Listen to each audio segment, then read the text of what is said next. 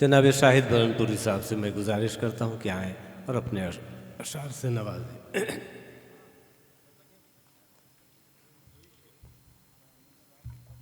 मतलब मुलाज़ा फरमाएं कि खुलूस प्यार मोहब्बत मिजाज में रखना, खुलूस प्यार मोहब्बत मिजाज में रखना, यूँ अपने आप को जिंदा समाज में रखना।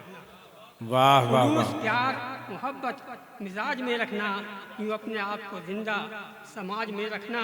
और शेर मुलाज़ा फरमाएं कि सभी हैं वक्त की आईनादार होती हैं, सभी हैं वक्त की आईनादार होती हैं, कुछ इम्तियाज मगर कल और आज में रखना। सभी हैं वक्त की आईनादार होती हैं, कुछ इम्तियाज मगर कल और आज में रखना। और गिरा सके न कोई सतह से मेयार वफा, गिरा सके न कोई सतह से मेयार वफा, मफाहमत की फिजा एहतजाज में रखना। तो हज़रात आइए अब मैं सदर मोहतरम की बारगाह में हाजिर